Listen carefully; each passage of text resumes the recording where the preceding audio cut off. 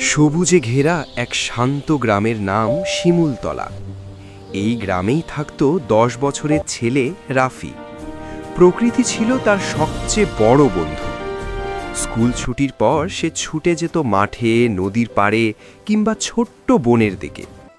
গাছের পাতা, পাখির ডাক আর বাতাসের শব্দ সব কিছুর মধ্যেই রাফি খুঁজে পেত আনন্দ। একদিন বিকেলে বনের ভেতর হাঁটতে হাঁটতে রাফি হঠাৎ একটি সাদা খরগোশের কান্নার শব্দ শুনল। শব্দের দিকে এগিয়ে গিয়ে সে দেখল খরগোশটির একটি পা কাঁটা ঝোপে আটকে গেছে। চোখে তার ভয় আর ব্যথার ছাপ। রাফির মনটা কেঁপে উঠল।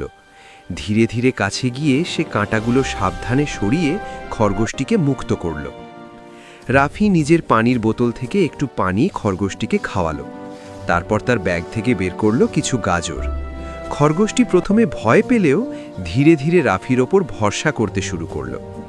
কিছুক্ষণ পর সে লাফিয়ে রাফির চারপাশে ঘুরতে লাগল, যেন কৃতজ্ঞতা জানাচ্ছে। সেই দিন থেকে রাফি প্রায়ই বনে যেত, আর প্রতিবার গেলেই সাদা খরগোশটি ছুটে আসতো তার কাছে। তারা একসঙ্গে নদীর ধারে বসে সূর্যাস্ত দেখত, গাছের ছায়ায় বিশ্রাম নিত। রাফি বুঝতে পারল, প্রকৃতির সঙ্গে বন্ধুত্ব করলে প্রকৃতিও মানুষকে ভালোবাসে। একদিন প্রবল বৃষ্টি শুরু হলো। বন প্লাবিত হতে লাগল।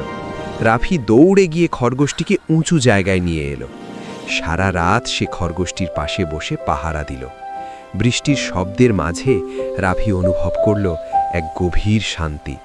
সে আজ প্রকৃতির একজন সত্যিকারের রক্ষক। পরের দিন সকালে আকাশ পরিষ্কার। খরগোশটি বনের ভেতর ফিরে গেল, কিন্তু যাওয়ার আগে একবার ফিরে তাকালো রাফির দিকে। সেই চোখের ভাষা রাফি কোনো দিন ভুলতে পারেনি। সেই দিন থেকে রাফি শিখে গেল, প্রকৃতি আর প্রাণীদের ভালোবাসা মানেই জীবনের আসল সৌন্দর্য।